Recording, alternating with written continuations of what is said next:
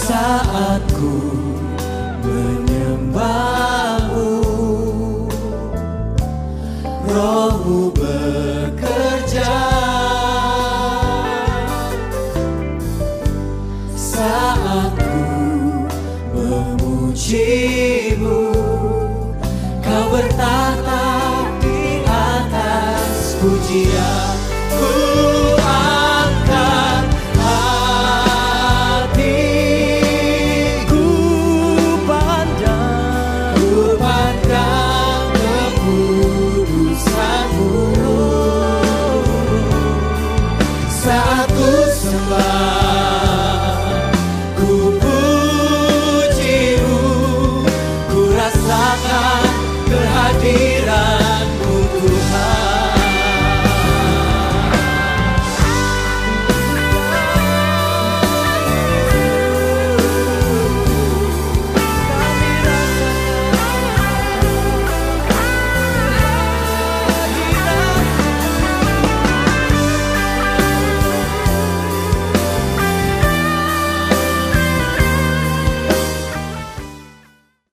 Shalom Bapak Ibu yang dikasih dalam Tuhan.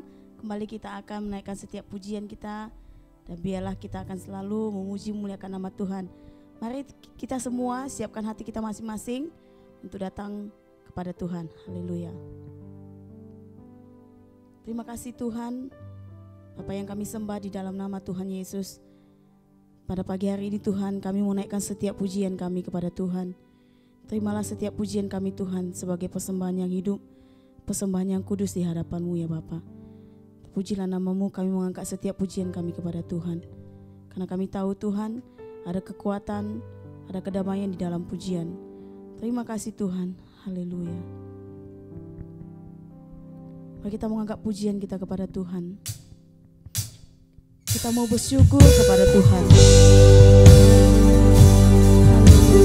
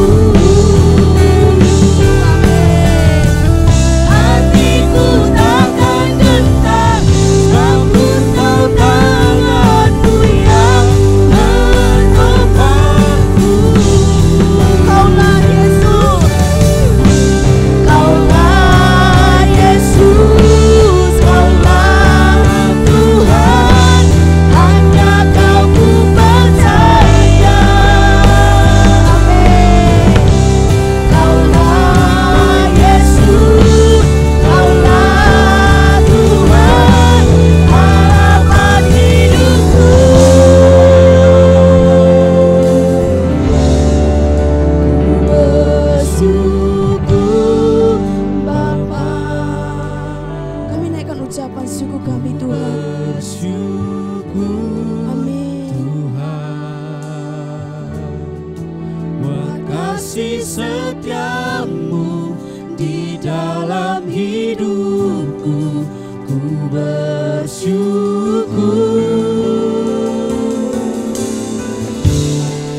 Ku bersyukur Bapa, ku bersyukur Tuhan, buat kasih setiamu di dalam hidupku. Ku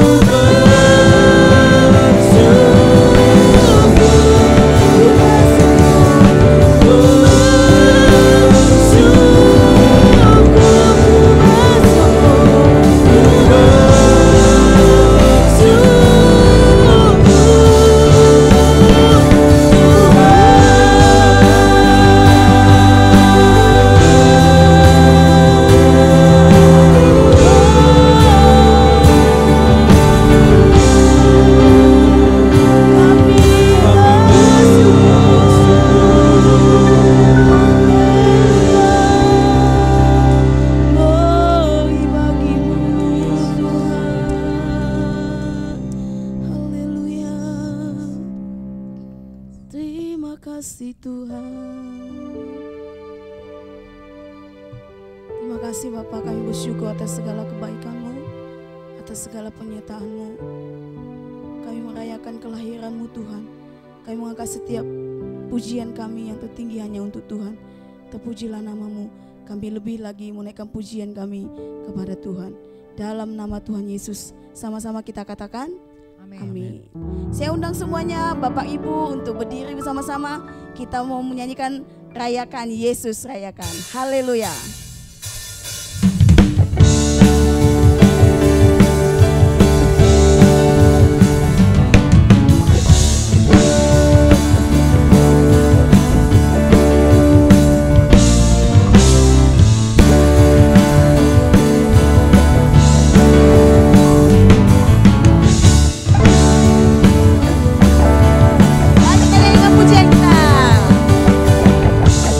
Rayakan Yesus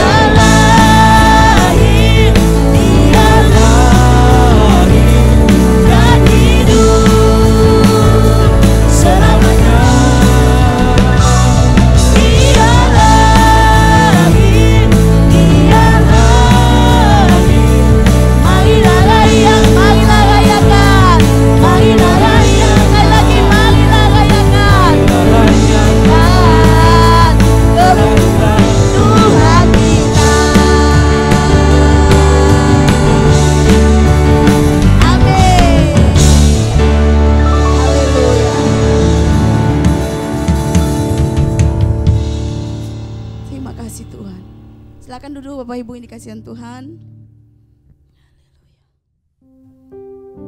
Mari kita lebih lagi mempersiapkan hati kita mau mendengarkan kebenaran firman Tuhan. Haleluya. Ketika kita dengan sukacita merayakan kelahiran Yesus Kristus menjadi juru selamat kita, kita melihat segala kasih setia Tuhan dalam kehidupan kita. Dia Bapa yang setia, Dia Bapa yang mulia. Haleluya Yesus. Kita menyanyikan pujian ini kepada Tuhan sebagai doa kami kepada Tuhan. Haleluya.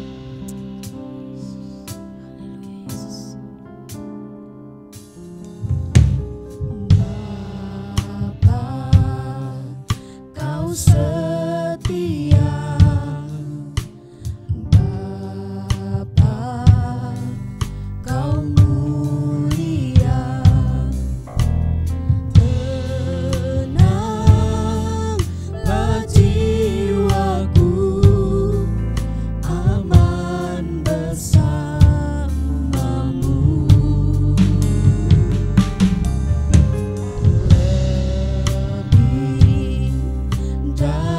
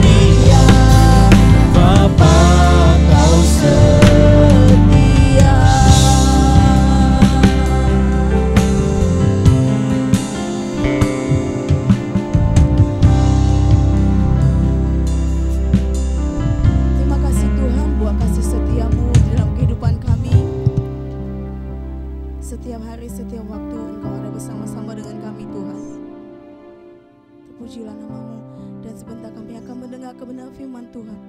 Berikan kami telinga seperti murid yang bisa mendengar, tidak hanya mendengar tetapi juga bisa melakukan setiap kebenaran firman-Mu. Berkati setiap jemaat-jemaat-Mu yang mendengar Tuhan, karena kami percaya Engkau Allah tidak dibatasi oleh ruang dan waktu. Kami menyerahkan firman-Mu ini ke dalam tangan pengasihan Tuhan.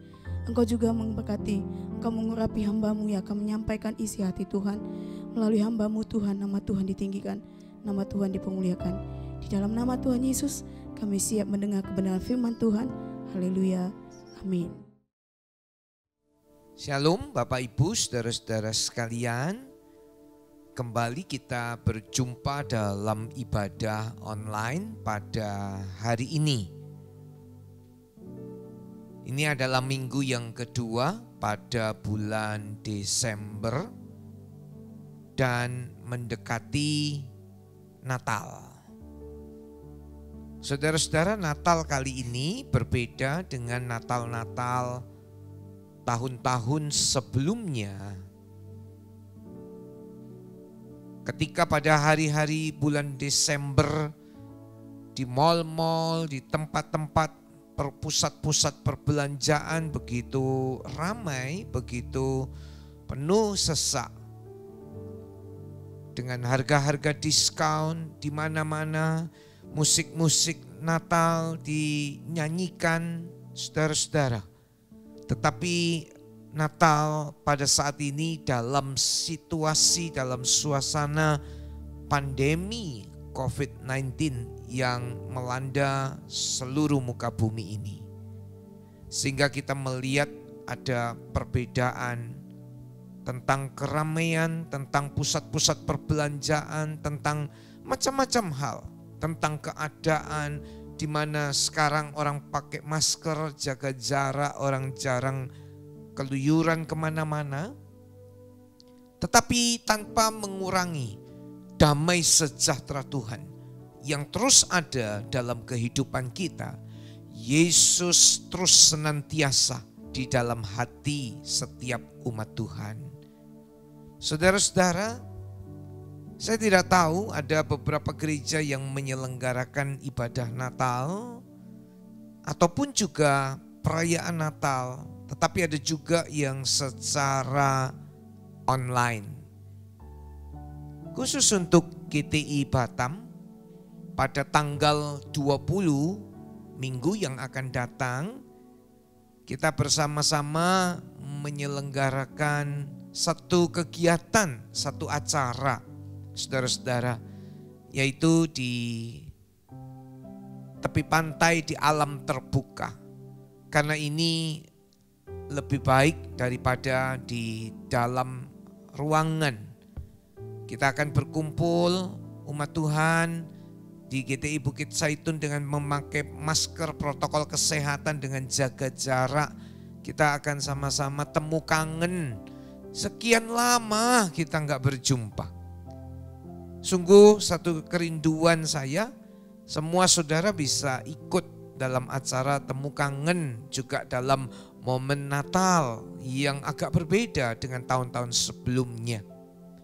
Biasanya di dalam gereja dengan penuh sesak orang datang, tapi sekarang dengan jaga jarak dan sebagainya.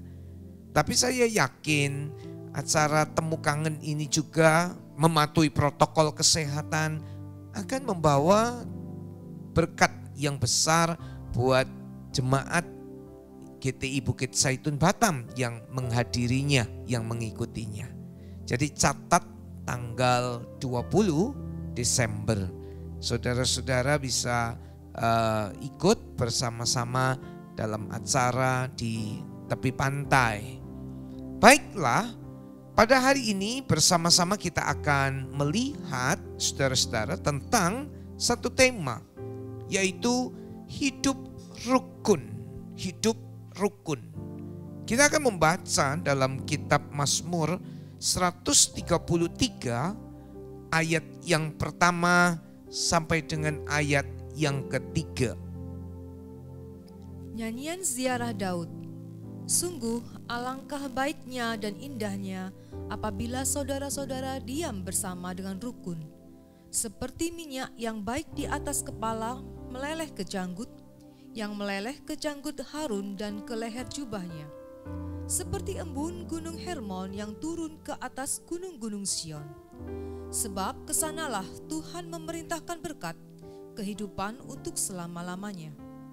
Pemazmur dalam hal ini Daud menulis, sungguh alangkah baiknya dan indahnya apabila saudara-saudara diam bersama dengan rukun.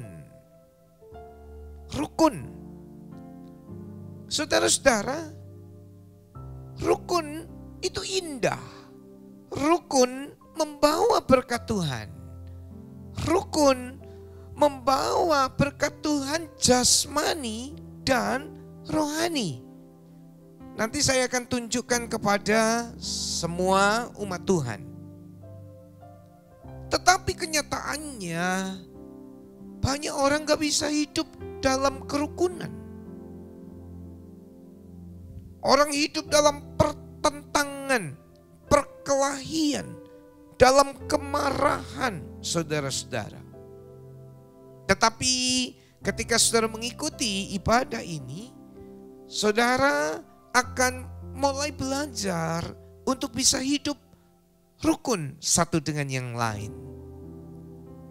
Bapak Ibu, di bangsa Indonesia, di bangsa kita, ada pemerintah dibantu oleh perangkat terkecil dalam susunan pemerintahan kita, yaitu RT dan RW. Saudara-saudara, kepanjangan daripada RT dan RW, rukun tetangga dan rukun warga.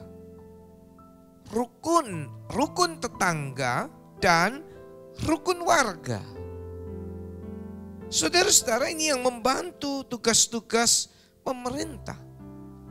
Tujuannya di samping untuk membantu administrasi kependudukan, tetapi juga dalam rukun tetangga dan rukun warga, masyarakat terkecil dalam lingkup terkecil bisa rukun.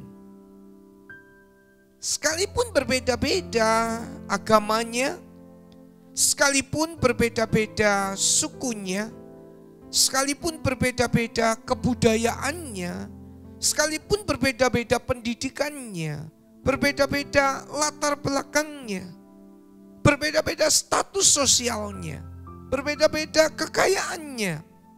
Tapi ketika orang itu hidup dalam satu kelompok rukun tetangga, RT, maka antara satu tetangga dengan yang lain, tetangga yang lain, hidup dengan rukun.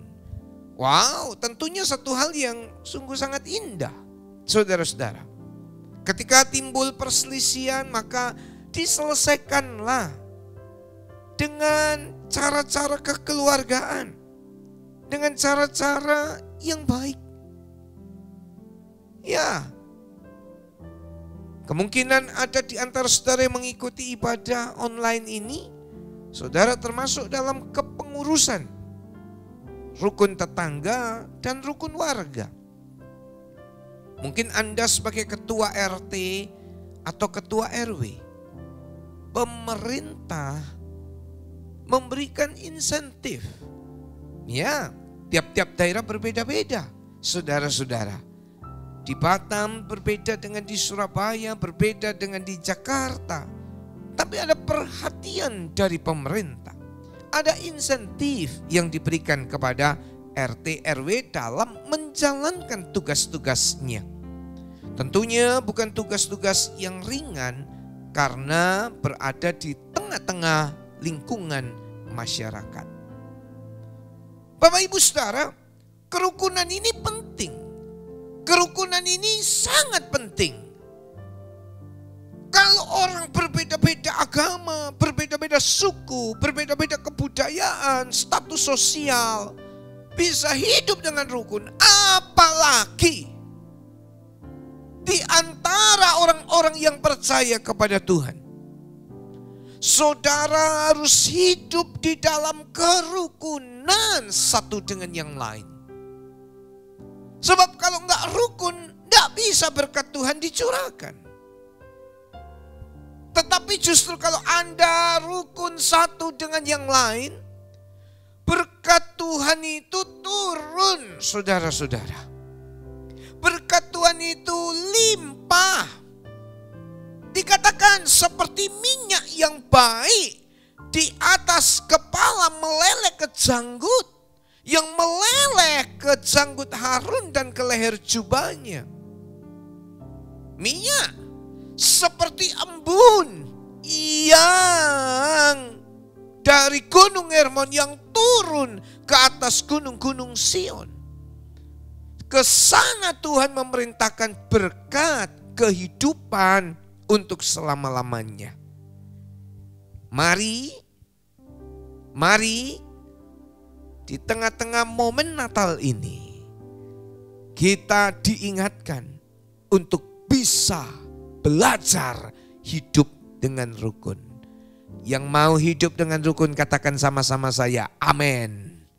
Saudara-saudara, lingkungan terkecil untuk memulai hidup dengan rukun, lingkungan terkecil yang kita belajar memulai hidup dengan rukun adalah tentunya di dalam keluarga.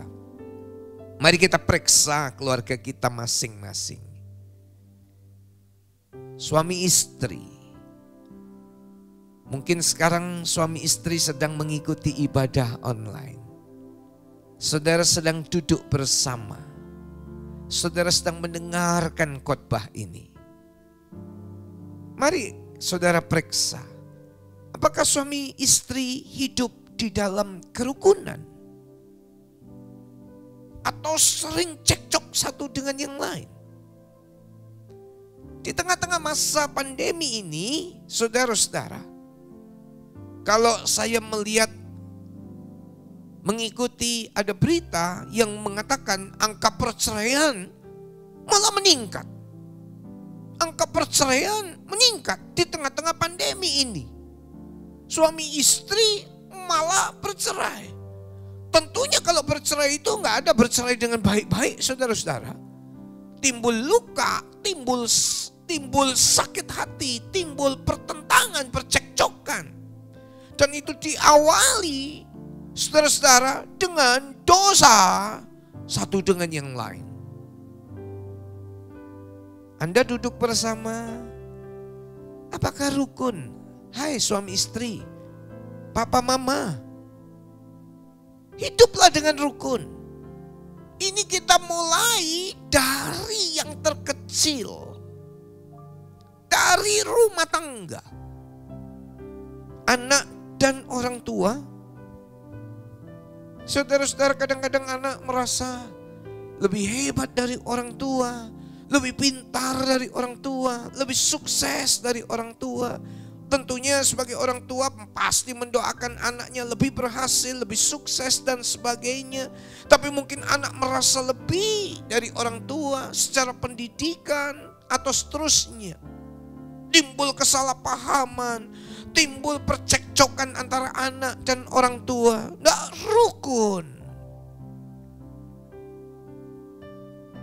Apakah anak orang tua yang dengar, yang mengikuti ibadah ini sedang di dalam keadaan tidak rukun? Menurut kitab Mazmur, kalau enggak rukun, enggak ada minyak itu, enggak rukun, enggak ada embun itu. Tapi rukun, embun, berkat Tuhan diperintahkan untuk datang.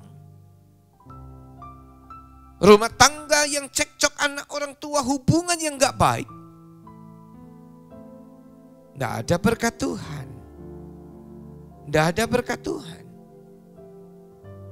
Mari bereskan itu pada hari ini. Anak-anak, hormatilah orang tuamu supaya lanjut umurmu dan bahagia di atas muka bumi. kata Efesus. Orang tua, jangan bangkitkan amarah anak-anakmu. Saudara-saudara, mari belajar bersama-sama melakukan firman Allah. Juga hubungan saudara dengan saudara. Saudara kandung.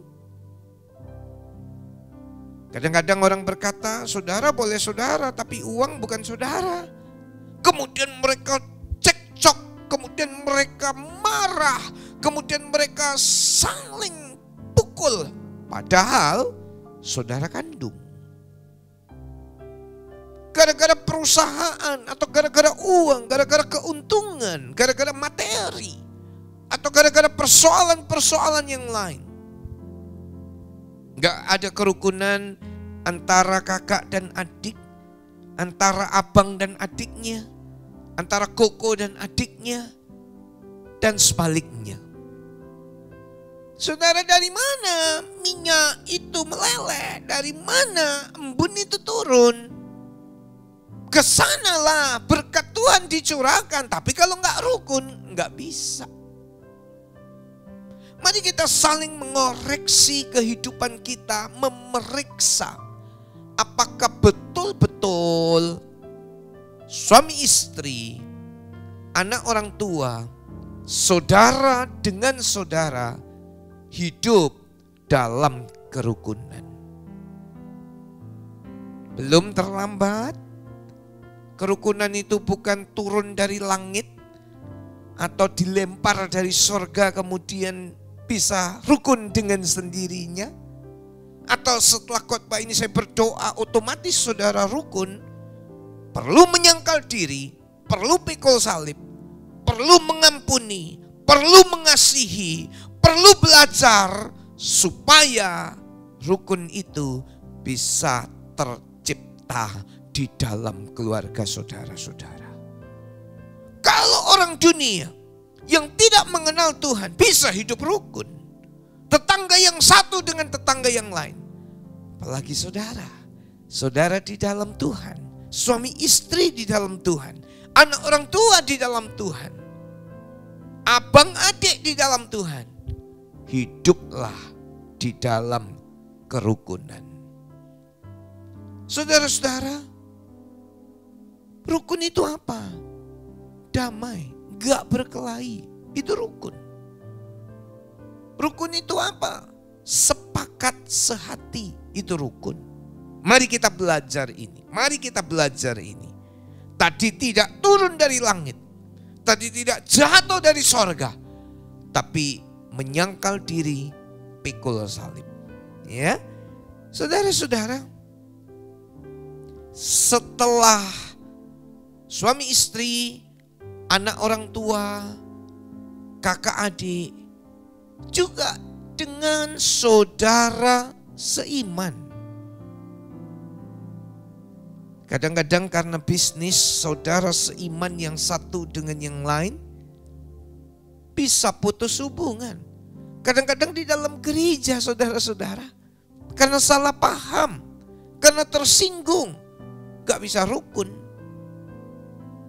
Kemudian dengan gampangnya pindah gereja karena gak rukun.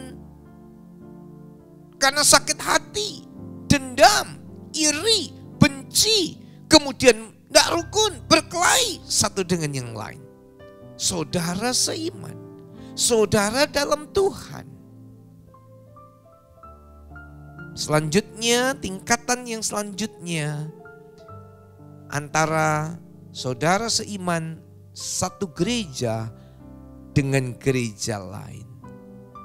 Antara gembala satu gereja dengan gembala yang lain. Belajar untuk hidup dalam kerukunan. Kadang-kadang di tiap kota ada badan supaya gereja rukun. Badan kerjasama antar gereja misalnya. Kalau di Batam ada juga badan kerjasama antar gereja. Juga ada ikatan pendeta menetap di Batam misalnya. Saya ambil contoh ini, supaya pendeta-pendeta juga bisa hidup dalam kerukunan satu dengan yang lain. Sekali lagi, ini bukan tiba-tiba jatuh dari langit, tapi harus dibina, harus diusahakan, harus belajar supaya kita bisa rukun satu dengan yang lain. Apa yang dikatakan oleh Alkitab? Ini yang akan kita pelajari saudara-saudara. Khususnya di dalam suratan Roma. Patsalnya yang ke-12 ayat yang ke-17 sampai dengan ayat 21. Kita simak ayat ini. Janganlah membalas kejahatan dengan kejahatan, lakukanlah apa yang baik bagi semua orang. Sedapat-dapatnya kalau hal itu bergantung padamu, hiduplah dalam perdamaian dengan semua orang. Saudara-saudaraku yang kekasih, janganlah kamu sendiri menuntut pembalasan, tetapi berilah tempat kepada murka Allah, sebab ada tertulis, pembalasan itu adalah hakku, akulah yang akan menuntut pembalasan, firman Tuhan. Tetapi jika seterumu lapar, berilah dia makan. Jika ia haus, berilah dia minum. Dengan berbuat demikian, kamu menumpukkan bara api di atas kepalanya.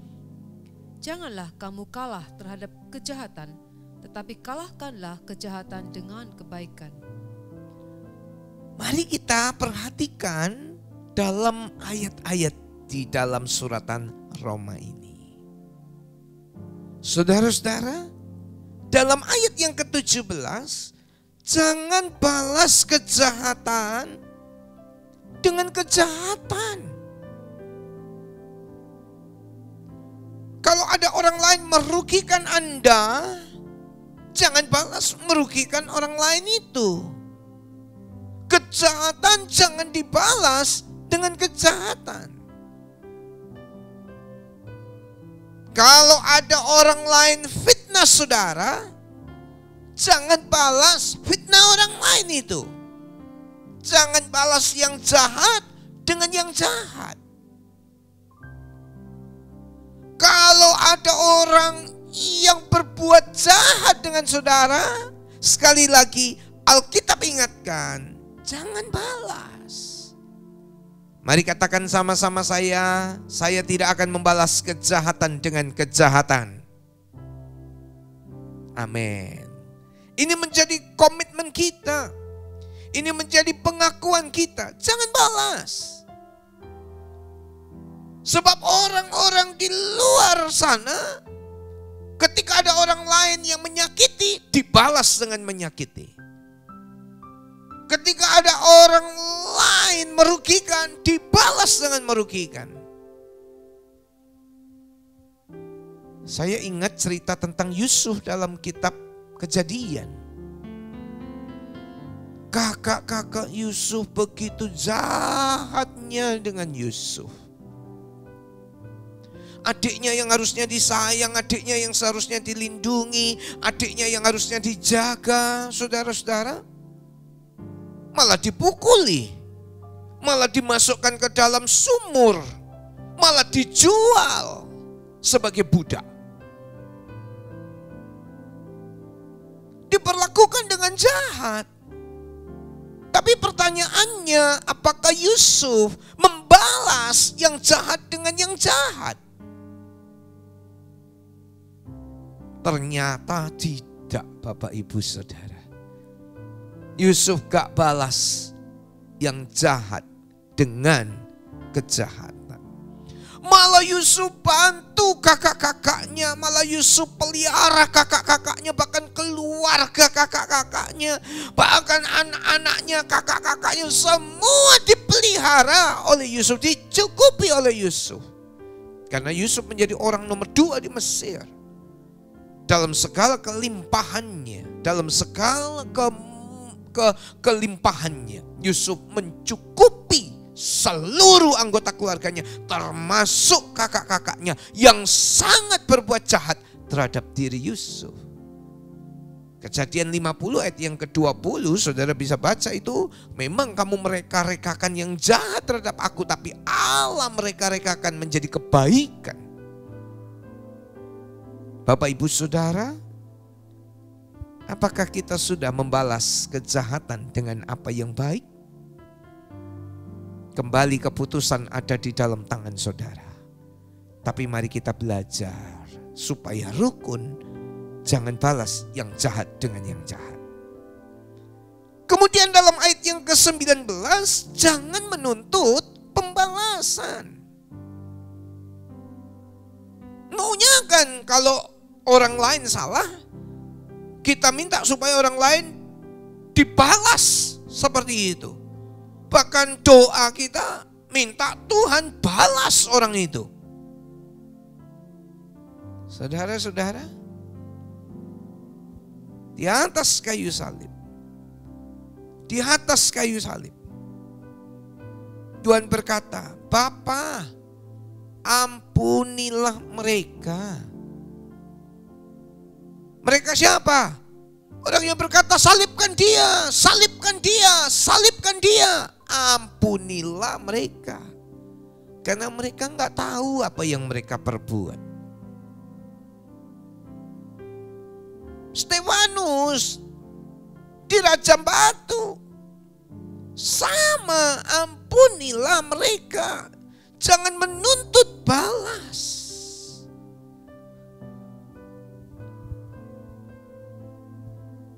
Kalau ada orang buat jahat, doa saudara bagaimana?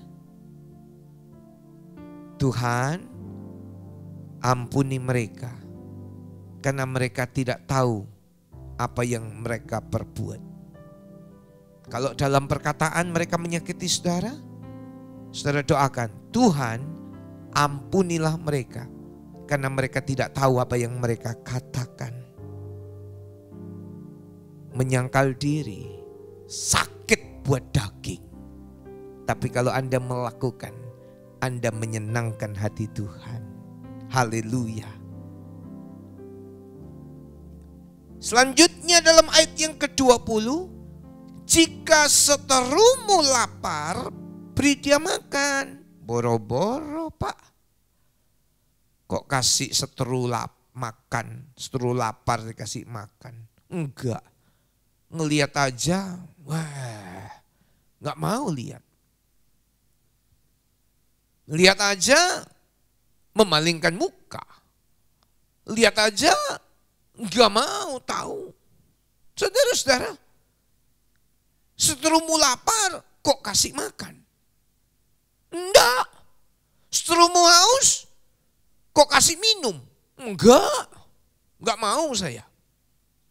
Tapi Alkitab mengajarkan kepada kita, kalau seterumu lapar, beri dia makan.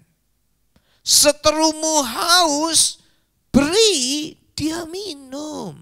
Haleluya. Firman Tuhan bukan cuma kita dengar.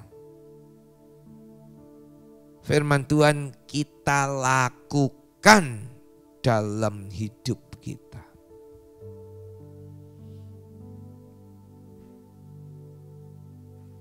Satu kali waktu ada orang yang sangat menyakitkan hati saudara-saudara.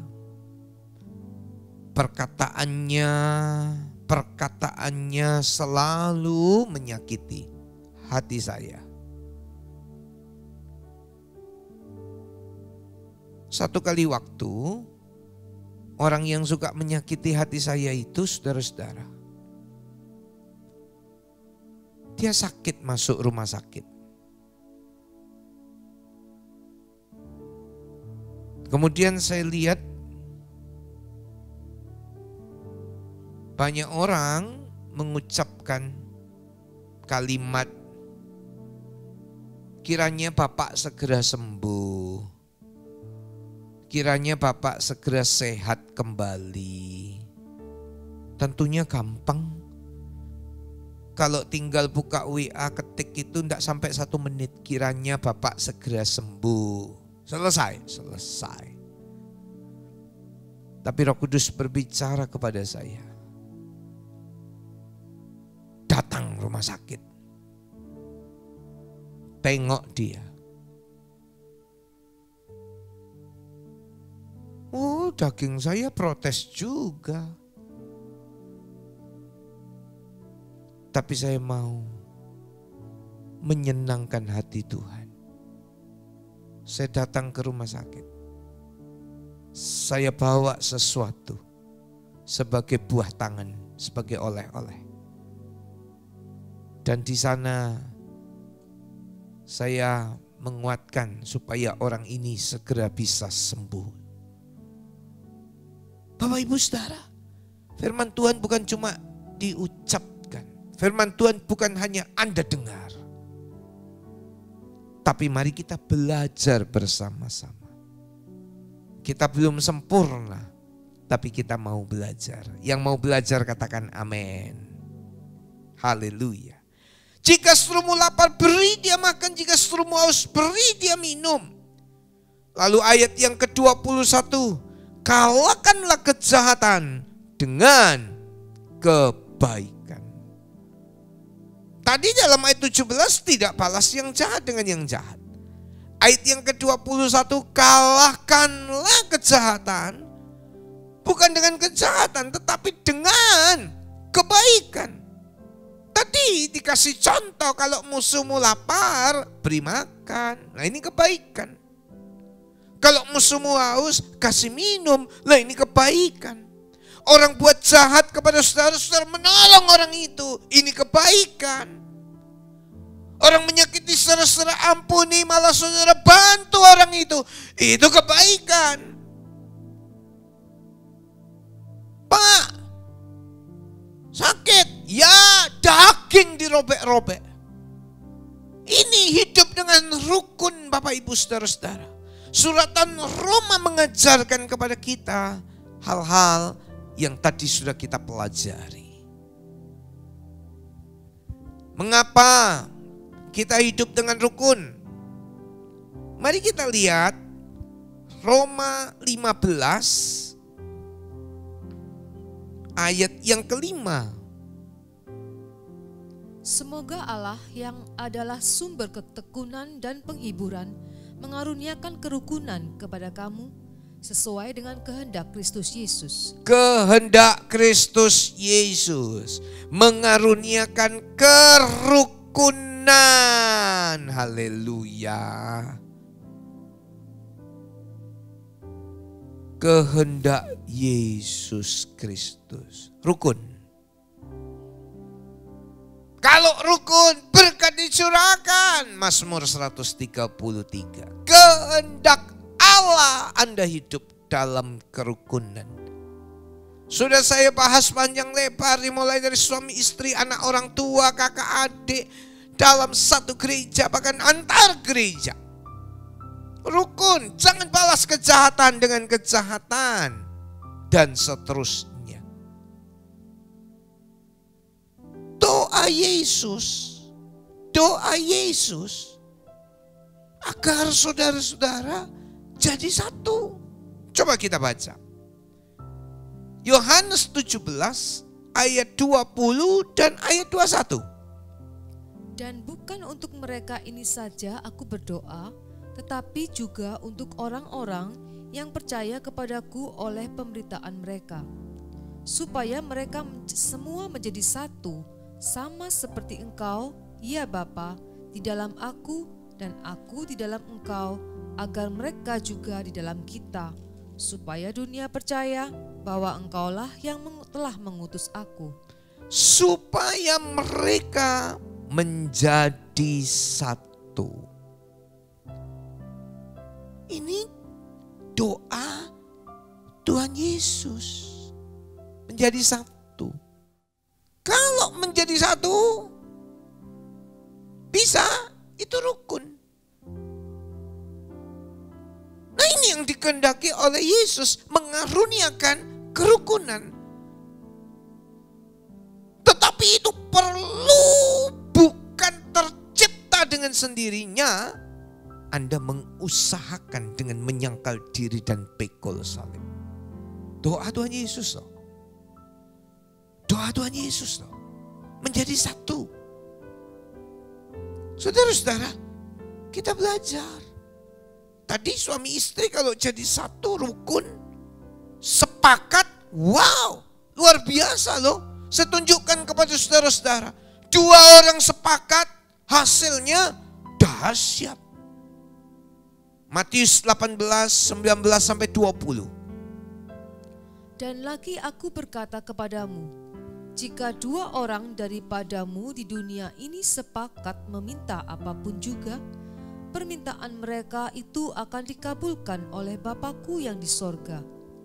Sebab di mana 2 atau 3 orang berkumpul dalam nama-Ku, di situ Aku ada di tengah-tengah mereka. 2 orang sepakat minta apapun juga. Sepakat.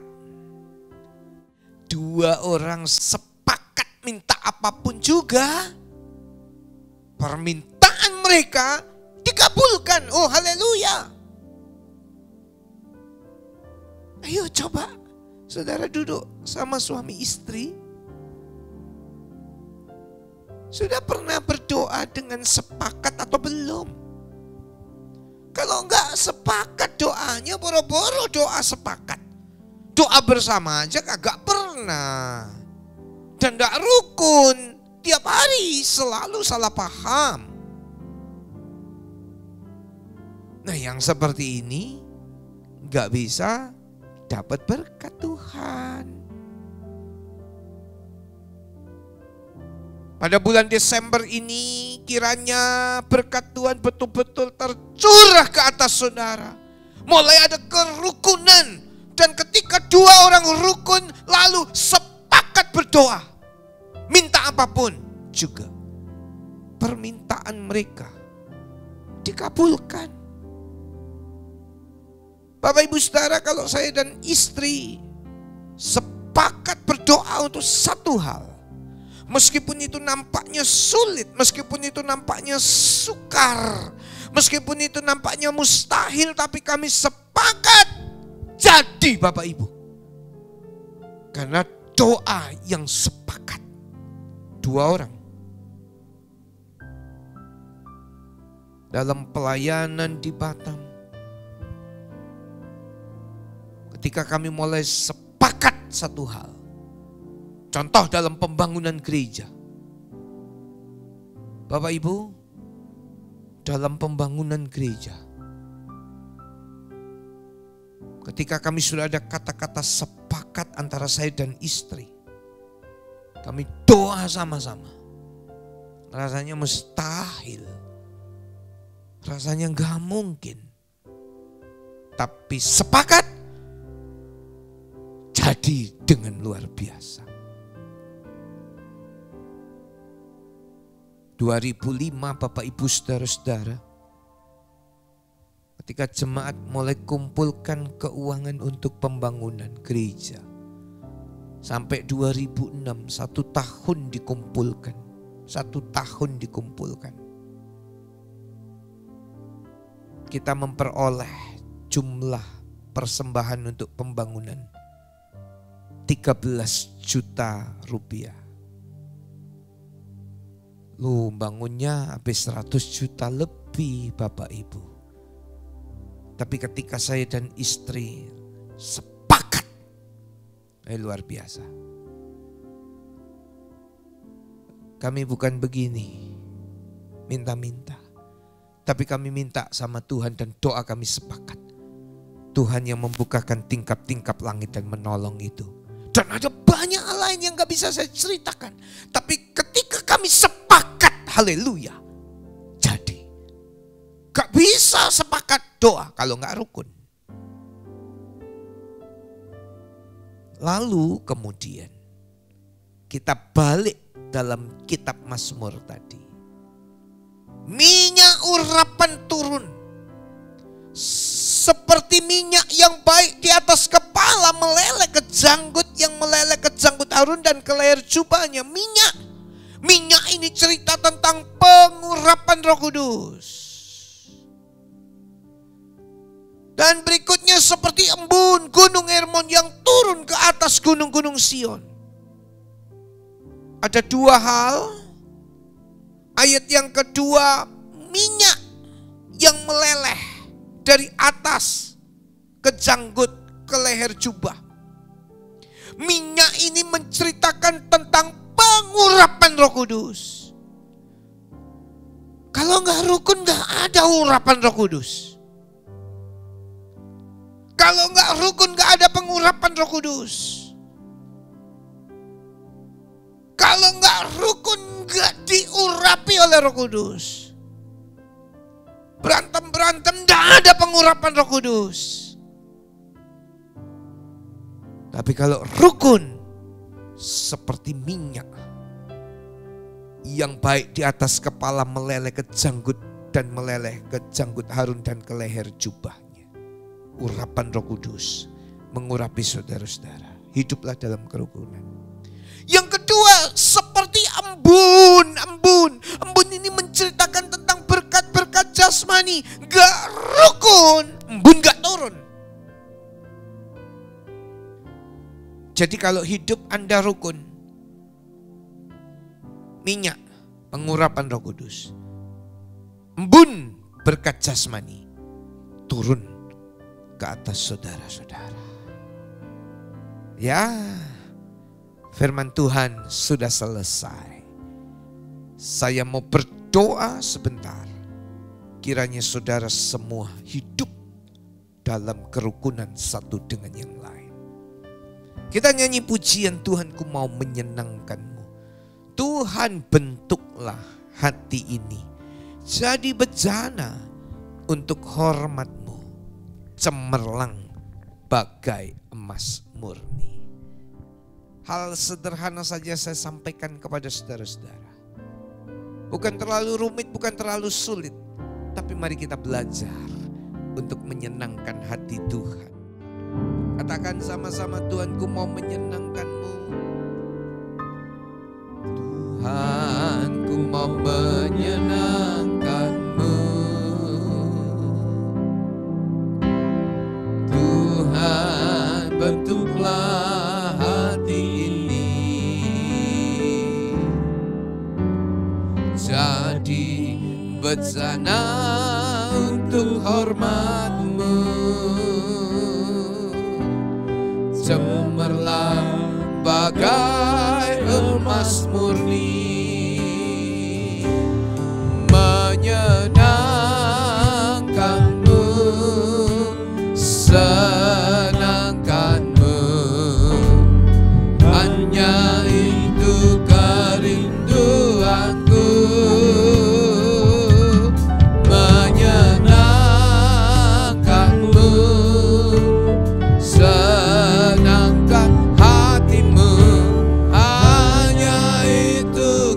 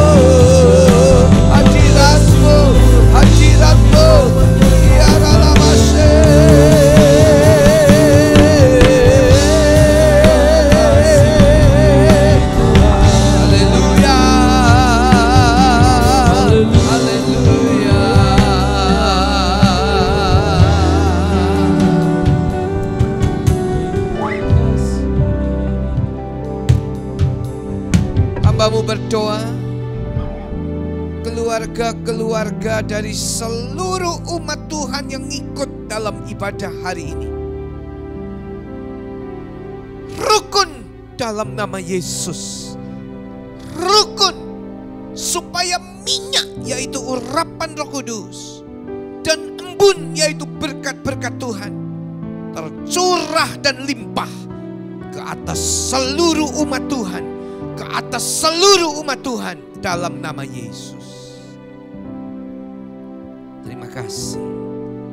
Haleluya. Pilkada sudah selesai. Sekarang waktunya penghitungan suara di mana-mana. Engkau akan tolong ya Tuhan, KPU bekerja, Bawaslu, Panwaslu, semua bekerja dengan baik, jujur. Terpilih pemimpin-pemimpin daerah yang takut akan Tuhan. Indonesia diberkati, daerah-daerah diberkati, nama Tuhan dipermuliakan, dan hadirat Tuhan boleh turun ke atas Indonesia. Indonesia dipulihkan Tuhan, Indonesia dilawat oleh Tuhan.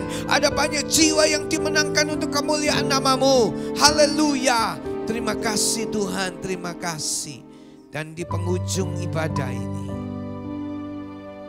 kami berdoa buat rencana-rencana baik Natal yang akan datang, baik lewat online ataupun lewat pertemuan di mana umat Tuhan bertemu meskipun gak terlalu banyak orang, tapi boleh bersama-sama dimanapun berada, tetap diikat dan tetap rukun satu dengan yang lain, supaya berkat-berkat Tuhan limpah. Terpujilah nama-Mu Tuhan Yesus. Penghujung ibadah ini hamba-Mu mohon berkat-Mu. Kiranya berkat kasih Allah Bapa, anugerah putranya yang tunggal yaitu Tuhan Yesus Kristus, dan persekutuan di dalam Allah Roh Kudus turunlah menyertai saudara-saudara sekalian mulai hari ini bahkan sampai Tuhan Yesus datang kembali. Dalam nama Tuhan Yesus Kristus kami menerima berkat-Mu. Haleluya. Katakan sama-sama.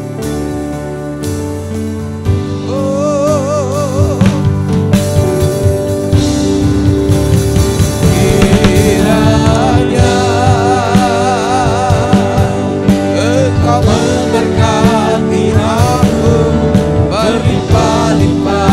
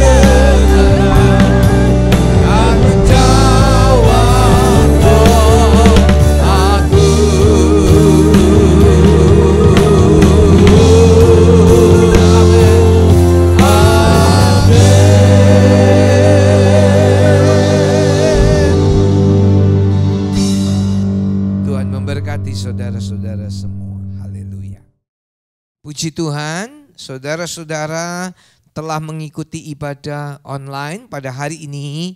Kiranya setiap saudara hidup rukun satu dengan yang lain, sehingga berkat Tuhan baik urapan Roh Kudus dan juga berkat-berkat jasmani turun limpah ke atas saudara-saudara semua. Jika saudara dapat berkat, silahkan untuk share, like, and subscribe kepada saudara-saudara yang lain. Tuhan memberkati, dan bersama ini saya juga mengucapkan banyak terima kasih atas segala persembahan saudara. Tuhan yang membalas dengan berkat-Nya yang berlimpah-limpah. Puji Tuhan, sampai jumpa dalam kesempatan yang akan datang.